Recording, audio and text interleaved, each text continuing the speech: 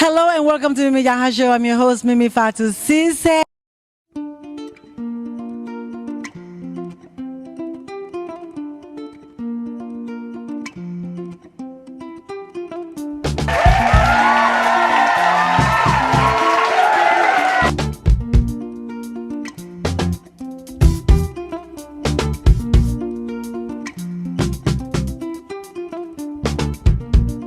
Are you all excited to have an amazing show today? We have a great lineup today.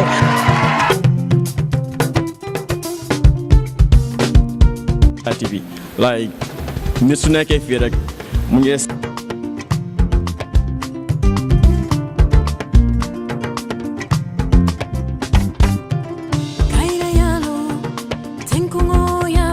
And the Wheel of Fortune all coming.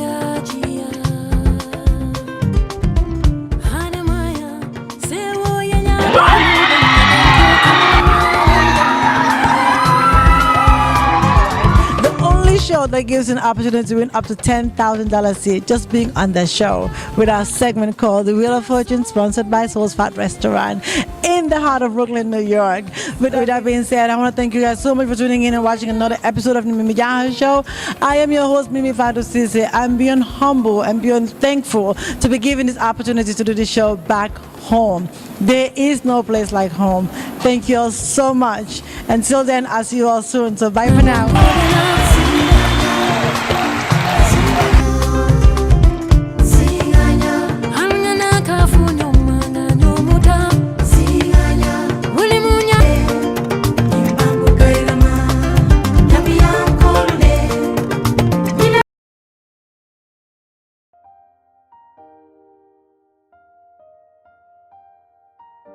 man waxoon la ñu ñëpp ku ne yàlla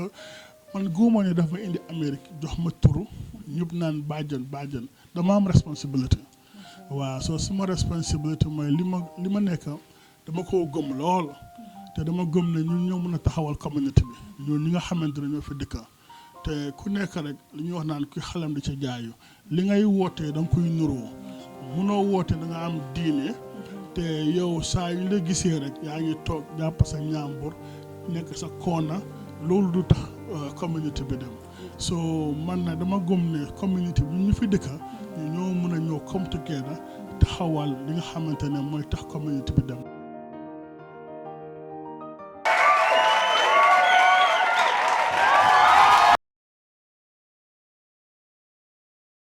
Edition of the Mimi Janha Show. I'm your host, Mimi Fatu Sise. Today is an exclusive. Unfortunately, I'm going to have to switch this off to my language because I have such a pivot important person that I'm interviewing today that plays such a huge role in our community. Some of us know who he is, and for the viewers that are watching the show don't really know who he is, we're going to get through to get to know him as we go.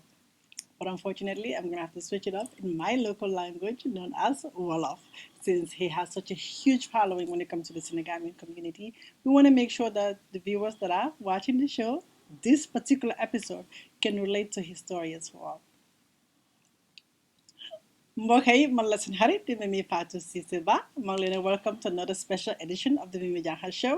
tey nag ma ne ko tey nag bésu mag la tey ku ma interview tey nag dafa am big role ci community bi fii nii especially diaspora bi United States in particular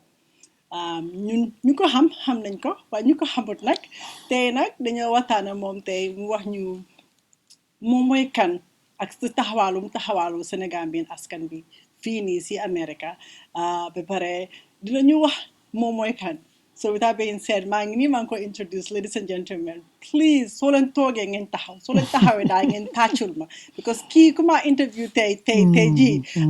ma ne ko ne very important role figure suñ community bi fii nii especially si diaspora bi. Ladies and gentlemen, welcome, please welcome my brother, Mr. Amin Faye, known as BAJEN Production. Welcome on the show, my brother. Thank you so much. maa ngi lay nuyu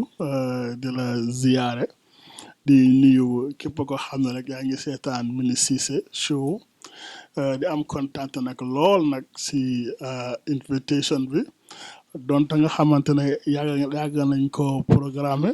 si juun ba léegi ñu ngi koy waaj waaye nag tey si mbaax yàlla teel a ko yàlla yombalal ñu ñëw tase ak yow fii def interview bi maa ngi nuyu ñëpp ñuy seetaan di nuyu waa Sénégal bi yëpp waa Amérique ak képp fu waa mën a nekk la ñu ngi lay nuyu bu baax a baax di la ziyaara te la jox mi ne ñu ngi laa nuyu bu baax tamit ñu ngi laa nuyu bu baax broda ma ne ko ne loo taxaw si askan bi fii nii spécial ñun mi nekk Gambien bi Sénégambien bi ñëpp xam nañ sa liggéey waaye ñu nekk di seetaan show bi ñi nga xamante ne xamuñ kan mooy Lamin Faye known as BAJEN Production soo ñu mënee wax yow yaay kan waaw maa ngi tudd Amin Faye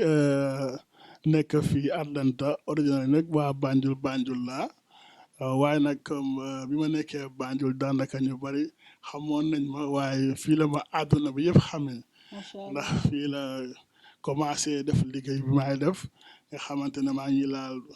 fépp ko xam ne rek Sénégal la wala nga Gambien so waaye ci gàttal daal Lamine moom mi ngi juddoo Banjul yaroo Banjul ñëw fii Amérique def fi commencé fi li ñuy wooyee BAJEN Production bi nga xamante ne xëy na àgg na fu nekk sama tur moom àggul fu nekk waaye BAJEN moom àgg na fu nekk ba ñëpp xam nañ soo ko xamul dégg nga BAJEN wala gis nga logo BAJEN Production fu mu nekk waaw si gàttal daal doon nag jaamu yàlla avant yëpp ñu ngi doon ay jaamu yàlla bu toroxlu waaw kooku daal si gàttal daal mooy Lamine Faye daal si gàttal dama la ko mën a waxee ñu si kanam tudd nañ si jënaa xuus macha allah kontaan nañ ci yow bég nañ ci yow sa liggéey boo tax ba ñu taxawal fii Gambian Association Gambien yi fi nekk fii especially America fii si diaspora bi ku xewle yaa ngi fa ku am programme yaa ngi fa lu nit lu Gambien bi si lu mun di nekka doo ko bokkutee daal du dem macha allah sa liggéey rafet na sa liggéey yoo nekk di def ati yëpp man de awma dara lu ma laa wax su dul di la jërëjëf jërëjëf si loo ñu taxawal ñun Gambien yi fii ak Sénégambien yi fii si askan bi ma ngi laa gërëm ma ngi laa santa ba pare ma ngi laa gërëm tamit di la ne jërëjëf si nekk si show bi tey man xamoon naa la many years ago waaye yow da nga mel ni comme maximum alhamdulilah danga ma encourage saa yu nekk su ma waxee yow su ma paree dama dee gën a am encouragement macha allah maa ngi la bëgg a wax ne jërëjëf si loolu noonu appreciate naa la trop soo léegi wax ñu inspiration bi wax ñu ndaka nga dooree Gambia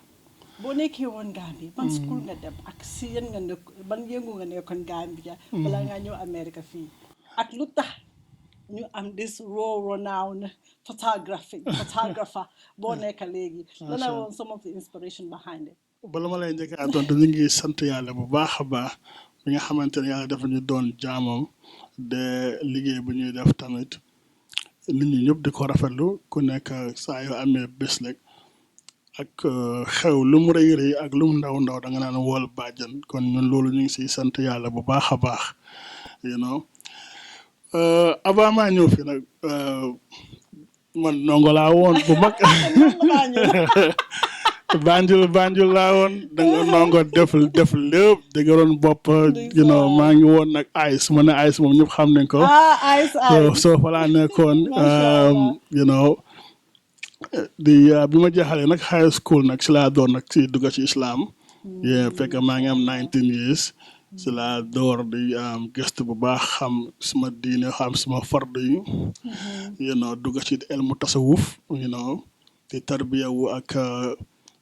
def bayaan waaye avant lu ma nekk high school yëpp maa ngi woon nag si affaire youth activity fa laa commencé this production waaye initially nag man suma papa moom photographe la woon waaye xaw ma woon loolu ba bi ma màggee waaw sama papa kon man li ma doon yi dafa nekk sama deret waaw sama papa moom photographe waaye moom ñu bari xamuñ ko woon te sama famille tam ñu bari photographe lañ sama nijaay xaw ma woon loolu depuis ma commencé di ndigal sama nijaay taf moom tam daf daan nataal so affaire photographe daanaka dafa nekk ci sama deret daal so bi may nekk high school nag yàlla boole woon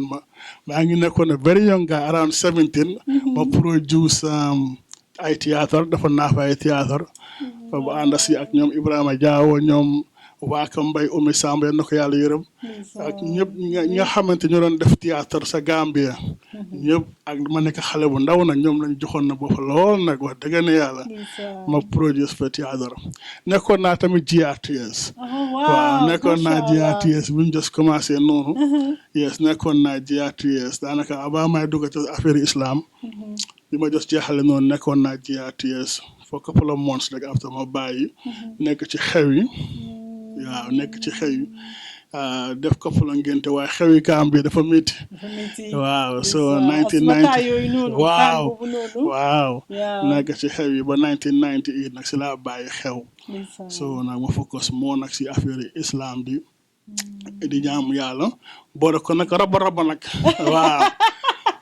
raba dugg ci biir dëkk bi léegi dem Sénégal ñëw toppatoo raba daal ba ak si Amérique waaw def naa raba ko 4 years waaw raba liggéeyal naa suma oncle nag yu bare yu taf nga xam ne you know suma nijaay la moom ko baax waaw ni ko baax waaw moom amul morom so liggéey naa moom nag liggéey naa suma beneen nijaay tamit ki nga xamante moom tamit moo toppati suma yaay ñu ko wooyee Cheikh Tidiane moom tamit liggéeyal naa ko after loolu nag raba rek waaw raba ba daanaka si loo nekk right now dafa nekk sa deret comme nga ko waxee ni sa famille bi ñëpp si nekkoon si photographie xanaa loolu noonu mun nañoo validate ne yow daal you are probably one of the most incredible world renowned, like a legendary. Yeah, Angale, you're legendary because dañ si judo. Masha Allah. No bagay si, nga yero si, legi yang kodef. Masha Allah. It's so funny, man. Come like ma wax like sama photographe, musuma ko xam dama mag man. Suma nijaay moom tam daf daan defante photographie nii rek waaye xaw ma ko man tamit dama mag so moo tax lu nekk si man la moo tax su may liggéey si la inspiration bi day ñëw Masha Allah waaw moom wala maa mun na def dara rek ma nekk ci suma liggéey bi sa liggéey baax na sa liggéey rafet na sa liggéey baax na sa liggéey rafet na yow fu mu nekk nii suñu la waree compter ñaata xew nga defangum Amérique bi fii nii xam naa ne nomba bi moom luñ ko mun a wax waaye just pour viewers ñu nekk di seetaan show bi ñu xam yow noo amee njëriñ si askan bi fii ak lu tax man ma bég si yow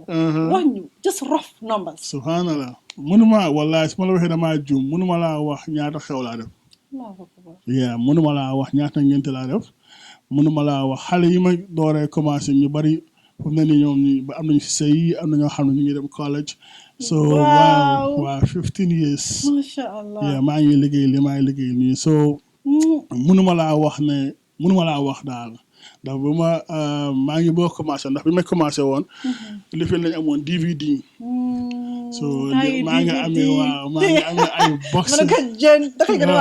Gen X's ñu jën si ñu xamuñ loolu so DVD yi ma amee subhanallah kenn xamunum toll maa ngi plan nag pour digitalize ko nga xamante ne ñi nga xamante ne maa ngi amoon defoon naa seen génte in 2006 2007 waaw pour ñu mun koo am digital yi maa ngi ciy liggéey nag bu baax a baax waaye pour tontu sa question bi moom mënuma laa wax ñaata ngénte laa def ndax ngénte yi ma def moom bari na lool te pareeguloo sax you know you very young Masha Allah you have a long way to go man de man tudd bëgg rek ak kontaan ci opportunity bi nii because xam naa ne the next 20 years di ngeen mën a understand ak ñi nga xamante ne xam nañ la many years ago so man daal I'm just very very honored you know I'm very very honored and I'm very grateful for the opportunity so wax ñu si production company boobu production BAJEN production waaw ñu ñëpp xam BAJEN production lan ay inspiration behind tur boobu noonu because tur BAJEN ñu ñëpp xam nañ lan ay BAJEN right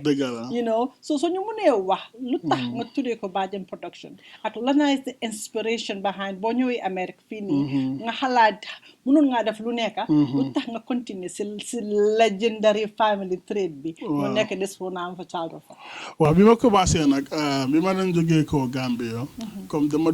dunda Gambia dunda Sénégal gis xalaat yi so man dama ñëwoon ne am a new generation of Gambian so suma first study bi ma commencé maa ngi tuddoon new generation because dama mentality ma am mentality boo xam ne dama gëm ne ñun as young Gambians we want to change our way of thinking xalaat ndax ñu mën a àgg fu ñëpp di àgg so damay gis ne toujours ñun dañuy des gannaaw all the time so xalaat bu bees laa indi woon so ma tuddee ko new generation so after new generation nag in 2009 ma dem Gambie seeti suma maam moom moo ma yar ñu ngi koy aji BAJEN Faye waaw bi ma amee 2 years de maa ñëw Amérique yëpp maa ngi ci loxoom waaw fii ba lépp lu ma am ci lu baax rek moom la lépp lu ma xam dara rek moom la moom mooy woon suma yaay mooy suma papa mooy suma everything moom ma yar waaw nit ko baax di ko ñaan yàlla ndox yàlla yërëm taxaale ko jëlatu fi daw si so bi ma demee nag dem Gambie 2009 maa ngi ñib si nekk ci plane bi da di ba dama demoon benn 1 week da dafa feebaroon foo mu gaañu mu woo ma ne ma naa dem bu jooy mu ne naa ñëw seetsi ko ndax gisante ndax yaramam bi daa wóoluwu ko so ma dem nag so bi ma demee nag maa ngi si plane bi ma xalaat ne lépp lu ma am tey at that time nga xam ne sax àgg ma fii ma àgg yàlla ak moom la ma ne you know what I'm gonna do loo xam ne ba àdduna bi tukki du mu sa ever far xam nga comme suma liggéey gi mu ngi dem fu nekk so noonu laa décidé pour tuddee ko nag BAJEN tuddee ko suma maam bi ma ko koolee ne ko léegi suma compagnie bi yow laa ko tuddee mu ne ma yenn si yàlla def jàmm yenn àgg àdduna bi yëpp amiin waaw te wax dëgg na yàlla moom si gën a yéeme moom aji BAJEN moom mosuñu Amérique xamul sax fu Amérique nekk waaye turam action na dem na fu nekk te yàlla 3 years ago ma am doom bu jigéen ma tuddee ko so moom mooy borom BAJEN ma ñu may woojee BAJEN ma am doom bu tudd BAJEN waaw so loolu moo waral ma naan BAJEN moo tax ñu naan BAJEN production moo tax ñu bari xamuñ suma tur sax Lamine waaye xam nañ BAJEN dangaa dégg ñu bëri am na yoo xam ne sax BAJEN lañ may wooye oncle BAJEN wala BAJEN ñu bëri so waaye tur bi BAJEN foofu la jógee ko sama maam BAJEN Faye moom bi ma yar nga xamante ne xamal ma lépp lu xamal ma lu baax xamal ma lépp moo nga xam ne moom suma yaay moom suma papa moom mooy suma first production di ma njëkkaa commencé ma nekkee high school moom moo ko sponsor def whole thing lépp lu ma bëggoon rek moom da siy jóg def waaw moom ma bëggoon la moom. voilà man maa xool maa ngi wax ak yow you know so yaa ngi am rongoñ sa bët. waaw because he is so special to me. waaw suma lépp la daal moom bokk na si ñi nga xamante ne they are very very very very close to me. suma xol lañ daal. waaw macha allah. waaye nag bëgguma ñu commencé bëgguma imaginer bëgguma nga jooy. nga man moom emotional you know especially ñun dëkk fii nii soo amee façon yi waajur yooyu noonu man mi waxaa yow suma yaay suma papa ñun ñëpp gaañu nañ you know ba tey suma demee ba xalaat you know last time ma leen bàyyi woon suma yaay was 53 suma papa was in his 60s so dañ you know yàlla moo am moom doomi aadama moo ñu moom ñun ñëpp you know so sooy booy wax nii man tamit lu la nekk di xalaat you know because sometimes foog nga am li la war a jox that inspiration foog nga mun a dem bis bu nekk te you know ni ñu ko dee waxee la rek xam naa fu mu nekk right now she is so proud of you mu laa xool liggéey bu baax boo taxawal fii nii àdduna bi ñëpp xam nañ turam ndeysaan yal na ko yàlla yërëm I'm so proud of you you know this is beautiful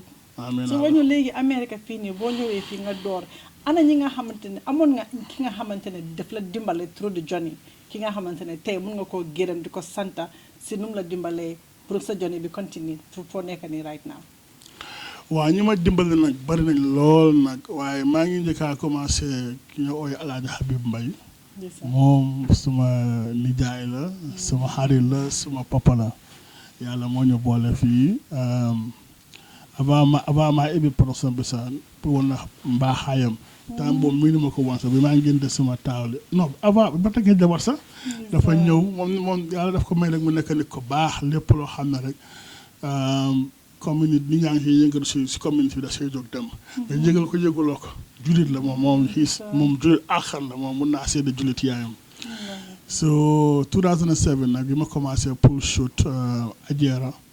foofu laa njëkk a commencé so July 4 2007 temps boobu moo nekkoon président bi so foofu la ñu yàlla xamante nag ñu miinante waaye jàngal ma àdduna xamuma lu bare waaw moom ma ko waxee rek suma papa la suma yaay la moom macha allah moom Alaaji Habib moom àdduna bi yëpp xam nañ suma diggante moom so may tette nag comme xale laa woon time boobu aw ma woon an experience in life moom may tette di ma jàppale léegi ma wax yuuxu mu ne ma sëñ Lamine mbir mi du noonu rek ndànka rek xam nga you know da pare boole ma li ma gën a neex sax li nga other than sa liggéey bi may agsi fii waaye nite serve for the people nga xam ne may woon yonent bi saa salaam nga xam ne loolu sunna yonent bi saa salaam ndax nit ki liggéey am xaalis toppatoo sa njaboot neex na waaye tam fexe ba communauté bi nga dëkka ak ñi nga dëkkool ñëpp nga amal leen njëriñ dafa am solo ndax julit mooy ki nga xamante ne julit ñi dañuy fexe ba mucc sa loxoom ak si gémmiñam so moom da community work moom la def si man xam nga da nga xam ne lépp li ma am loolu ma ko gënal ndaxte nit ki bay dund da ngay fexe ba ñi nga dëkkal nga amal leen njëriñ te Alaaji Habib képp ko xam rek Amérique moom ci yooyu lay dox si loolu la nekk mu dugal ñu si nag ñun moo tax suñu liggéey amul nag Atlanta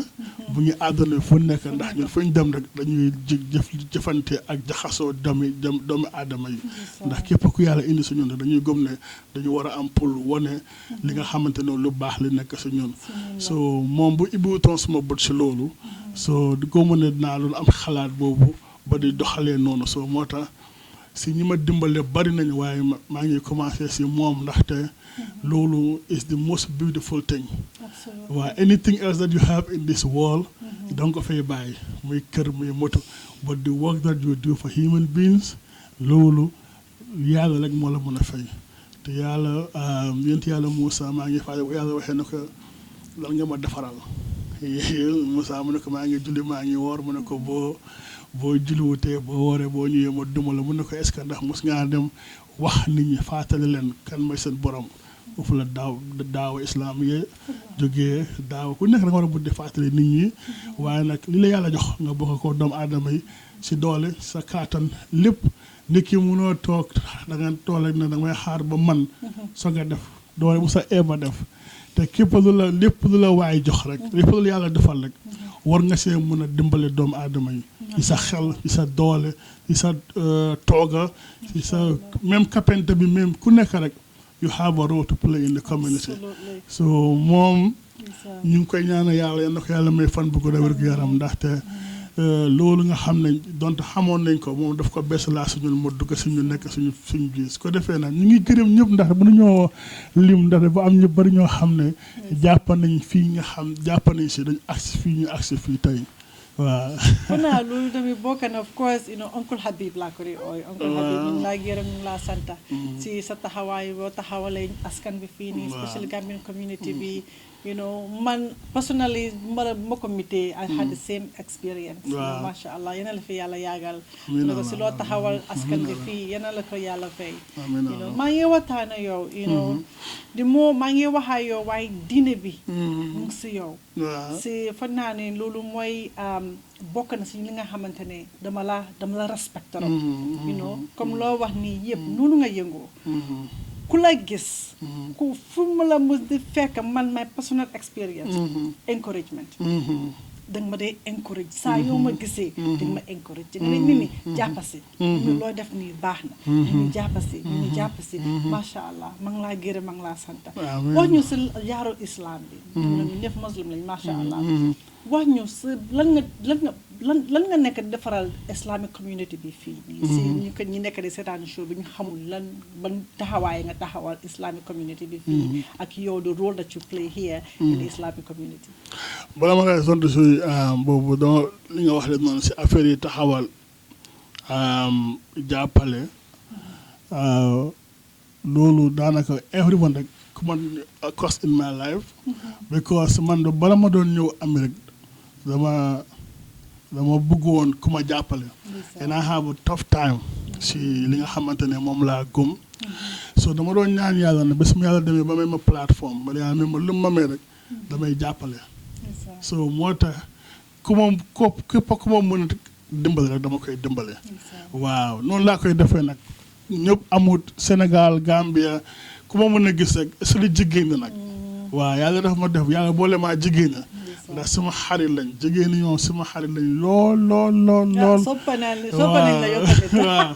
jigéen ñi moom suma xarit lañ lool yàlla boole na maa ñoom lool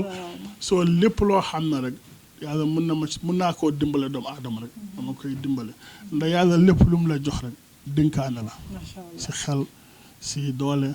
lépp rek dénkaane la léegi nag dafa des si yow nag li mu la jox noonu nan nga ko defee yàlla nañu ko laaj bu ñu jógee suñu biir bàmmeel soo moo tax man lépp mu ma dimbale nit dama koy dimbale nit waaw pour tontu sa question bi nag si affaire islam mooy ne mooy li ma la waxoon la ñu ñëpp ku ne yàlla man góoma ne daf ma indi Amérique jox ma turu ñëpp naan bàjjen dama am responsabilité waaw soo suma responsabilité mooy li ma nekk dama koo gëm lool te dama gëm ne ñun ñoo mën a taxawal communauté bi ñoo ñi nga xamante ne ñoo fi dëkka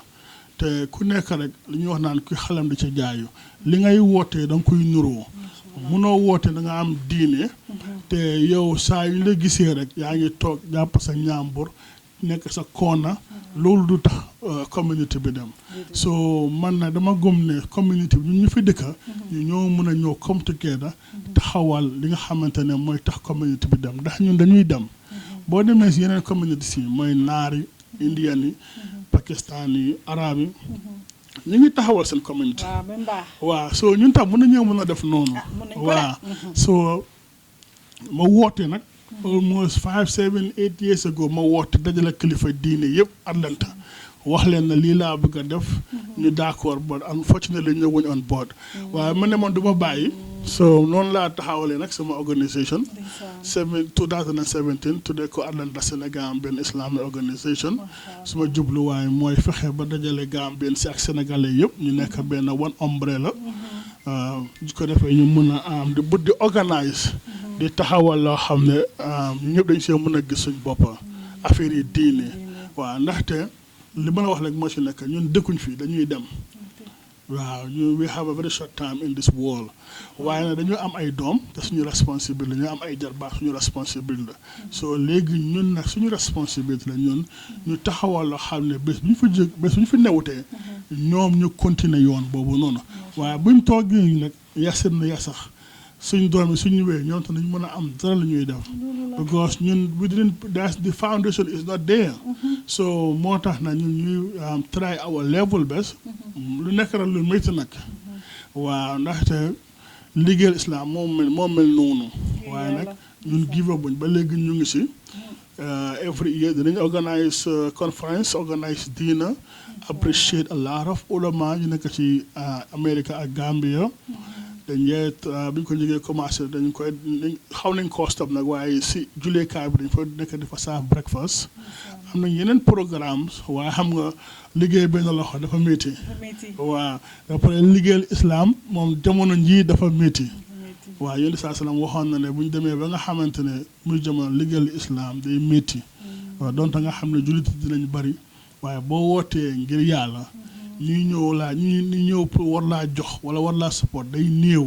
waaye nag boo wootee ndaw raabit moom jaru sa ibbi ñu fay ñëw joxe ba mu baax. waaw ba mu baax liggéey seytaane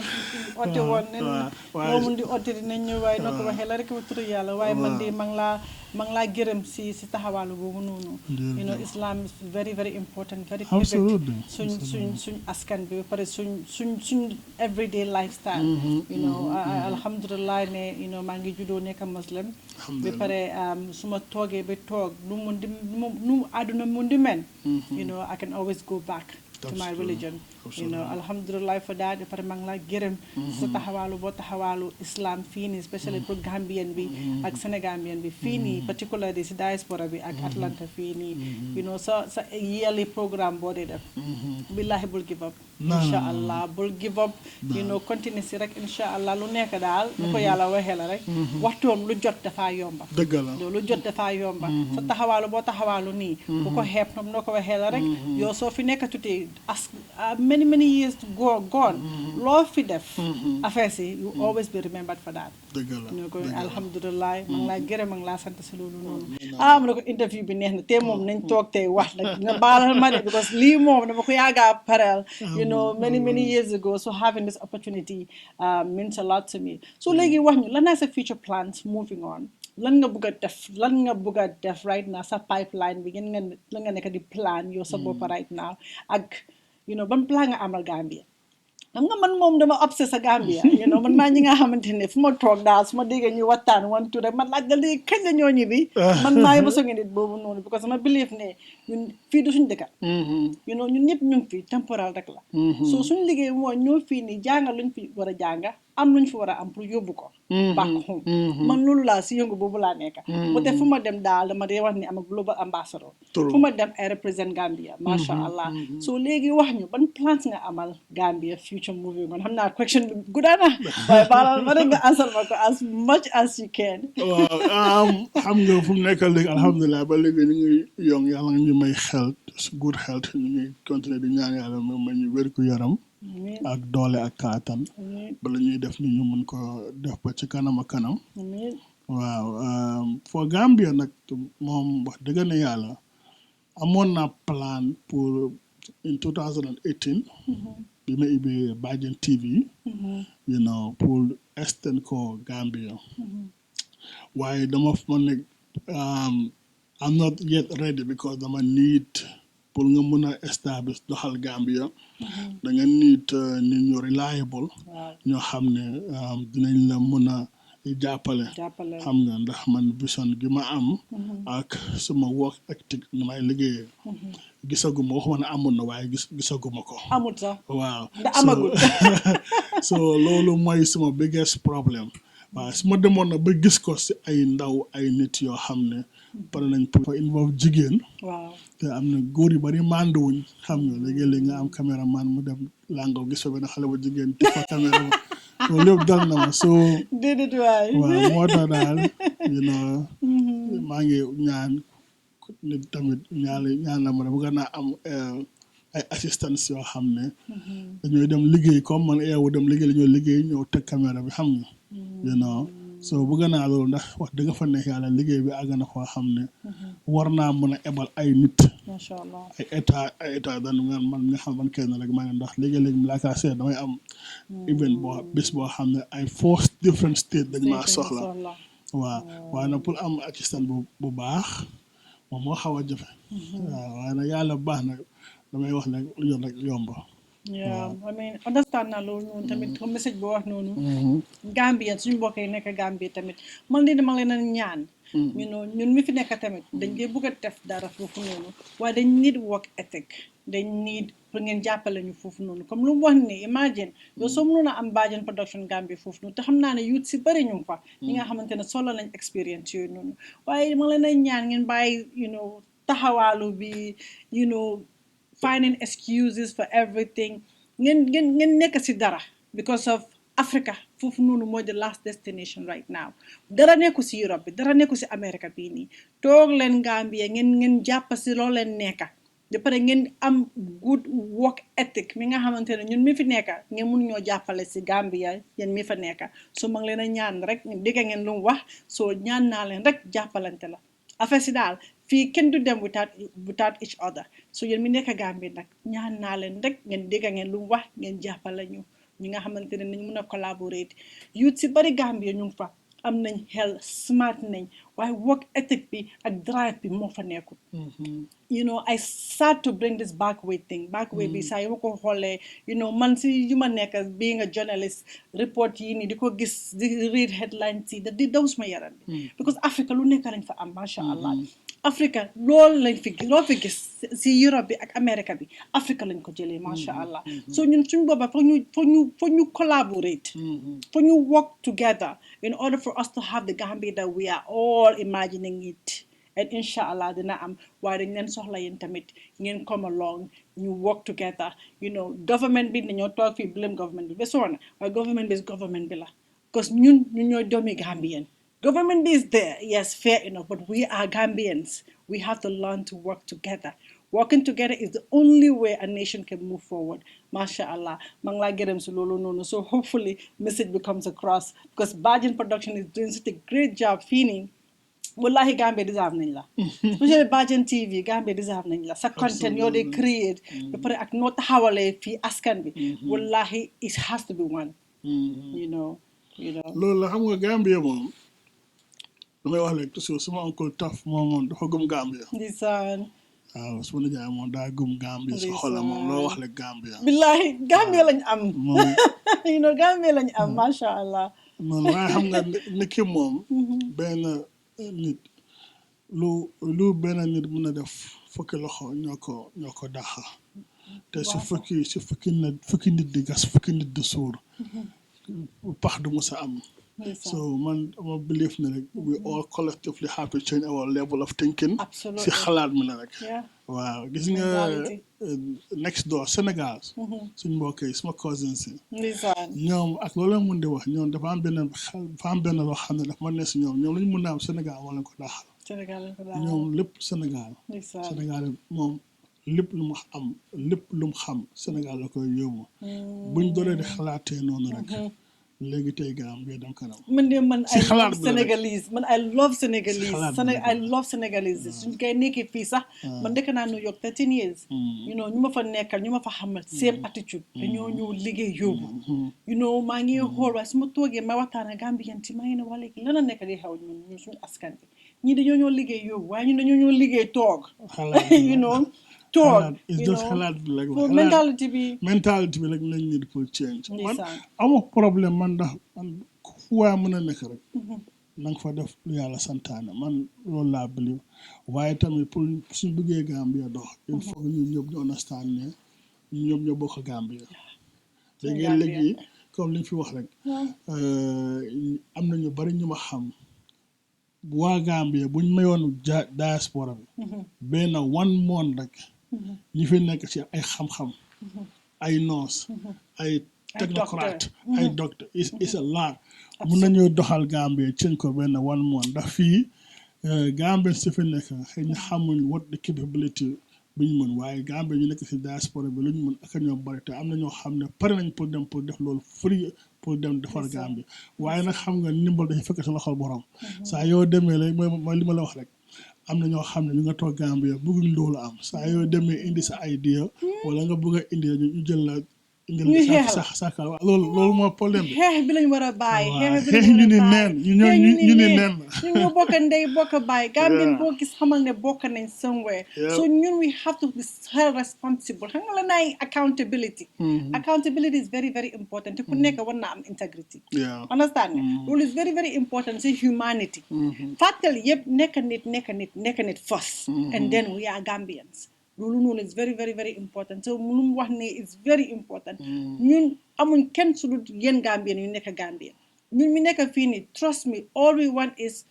wanna go back wanna contribute wanna work together bàyyi leen di xeex Gambien yu nekk fii nii bëgg a dem def dara Gambia ñun ñëpp benn lañ Gambia bu fi nekk Gambia ñu fi nekk su ñu bu dala si doola Gambia xamal ne dina njëriñ Gambia so nañ bàyyi xeexante bi nañ come together nañ liggéey let's work together as team as partnership wallahi nu mu ko waxee within 1 month Gambia will be the best place for everyone ñëpp a koy enjoy nañ bàyyi xeexante bi jaru ko dangaa nekk fii sa léegi dangaa dégg nit dem nga dégg story si doy waaru you know dafa tax ñu fi nekk duñ bugg a dem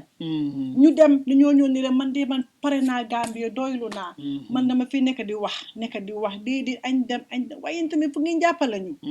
you know fu ngeen jàppale ñu foog ñu change suñu mindset xamal ne foo leen gisee Mimi daal xamal ne Mimi dafa ñëw Gambia pour make sure ne ñu collaborate foo leen ma gis na maa ngi ree because man ree daf ma di kontaan loo you know it makes me so happy te loolu noonu laa fi nekkee so leen ma gisee Gambia ngeen gis brother BAJEN Gambia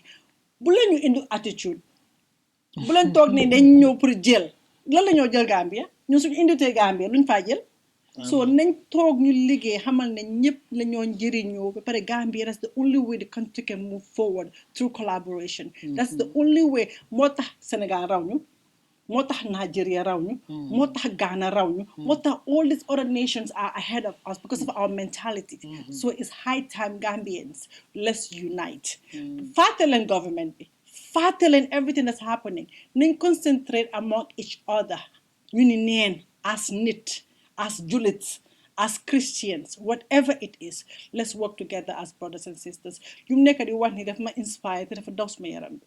wallahi it's high time ñun ñëpp ñu jóg def dara you know te dañ leen soxla just as much as you guys need us over here absolutely masha Allah bro Lamin Faye Bajen mun naa toog fii ni waxtaan na yow because waxtaan na yow dafa neex fàtte naa caméra si yaa ngi roo sax wallahi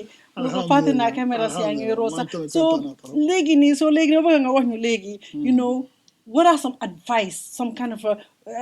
lan nga ñu bëgg a bàyyee tey because man mun naa toog fi waxtaan na yow all day waaye unfortunately xam naa ne am nga ay soxla yoo war a def xam naa family bi ñu laa xaar te maa ngi laa gërëm si time ba ma jox tey so any last word that you have for the viewers out there ñu nekk di seetaan show bi ñu nekk fii si askan bi ak ñu nekk Gambia waaw man li ma njëkk a wax mooy ku nekk rek mu bàyyi xel suñu borom subhanahu wa taala ndaxte bañ boo fee nekk naa damay waare soxla nañ ko garaawul soxla nañ ko waaye damay toujours rek bàyyi xel àdduna dafa gàtta tànk dafa gàtta lool àdduna dafa gàtta tànk lool te lu nekk la dafa jeex te yàlla yaakamtewut kenn dinaa ngi dégg Alaaji Habib muy wax ne yàlla dalay bàyyi nga nekk ci àdduna bi di karam-karam di pam di éeg ñu naan Lamin Bajen kiri karab yàlla moom ne teg di la xaar rek nga yeewoo benn bés bi takk la ba nga dang teg la ci kanamam mu ne la kii du Lamin ñu ne xaama ne macha allah marhaban bi ko welcome so li may wax rek mooy ku nekk bàyyi xel yàlla lépp lay def danga ci bàyyi xel yàlla xaalis bi ngay ut danga ci bàyyi xel yàlla jëflante yi ngay jëflante doomu aadama nañ ci bàyyi xel yàlla boobu mooy force li may bàyyi ak ñëpp ndax yàlla moom gumante wu ne la woon te dañuy dem tase ak moom te li ñuy ñaan yàlla ñun toujours rek te saa yuñ tasee ak moom yal na yàlla kontaan si ñun su ko beneen bi rek mooy ne ku nekk la bëgg lu baax ene sa bopp sa morom lu baax ndaxte jullit bi ngay wooyewoo sa bopp du mën a wér mukk donte li nga bëggal sa bopp nga ine ko sa morom jullit fexe ba sa laamin bi ak sa loxo yi sa jullit yëpp mucc si maanaam ngay wax lu baax fexe tamit ba def lu baax te ku la gis nag roy lu baax loolu ci yow loolu moo nekk ñaareel ñetteel di ponkal yi mooy rek toppatoo njaboot gi la yàlla jox sa jabar yi sa doom yi toppatoo sa askan fi nga jógee ko community bi nga nekkal nga saaf leen bu baax very well ndax loolu la nga fi am you know ne ko nekk fi nga dëkkal rek fexeel ba toppatoo defal la war ndax bu yéexoon tey bu ma gaañu woon suma yaay ak suma nijaay yëpp a ngi Gambia waaye ñi fi nekk fii ñoo gën a jegeñ suma kon ñu ñëw suma famille ma toppatoo meg su ne am naa defal naa fi ñëpp jaamu yàlla rek waaw jaamu yàlla bëgg lu baax waaw lu am solo la bëgg lu baax ak ut xaalis waaw su ko defee ñu ngi kontaan tamit trop ci yow wax dëgg yàlla ndax bii mooy first interview boo xamante ne def naa ko ñu bari contact nañ ma ne ma dañ lay interview xam nga caméra yi bari ñëw nañ ma ne leen non man I don't think I want to do that xam nga donc da nga xam ne man nag interview naa ñu bari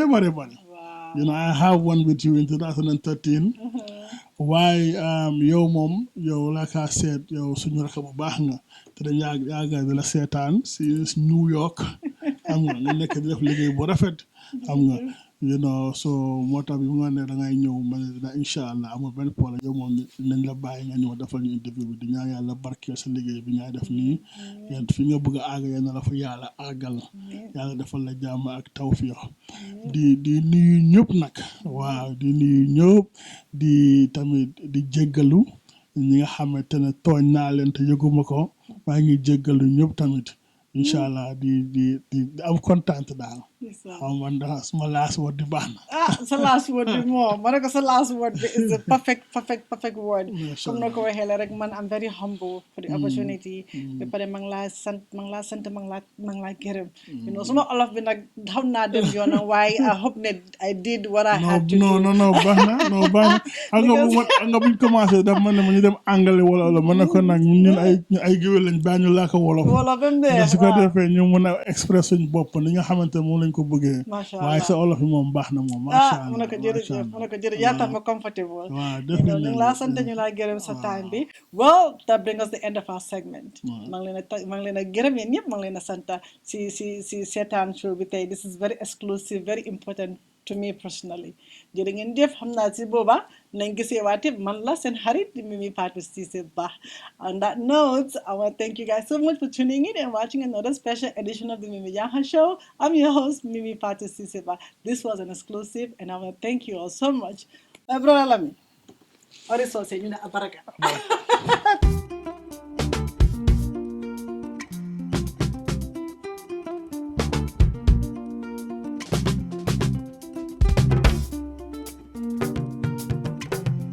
Hello and welcome to the Mimi Janha Show. I'm your host, Mimi Fatou Ceesay.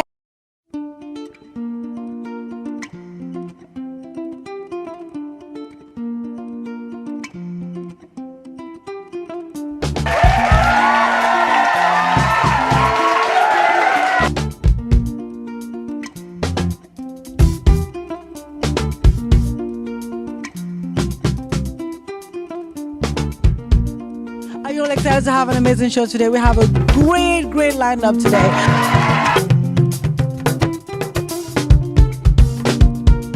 TV like nit su nekkee fii rek mu ngi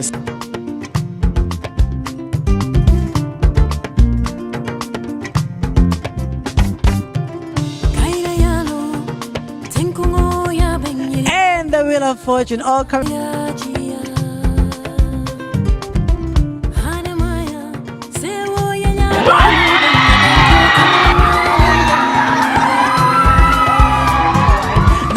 Show that gives an opportunity to win up to $10,000 each just being on the show with our segment called The Wheel of Fortune, sponsored by Soul's Fat Restaurant in the heart of Brooklyn, New York. With that being said, I want to thank you guys so much for tuning in and watching another episode of the Mimi Janha Show. I am your host, Mimi Fatou Ceesay. I'm beyond humble and beyond thankful to be given this opportunity to do the show back home. There is no place like home. Thank you all so much. Until then, I'll see you all soon. So bye for now.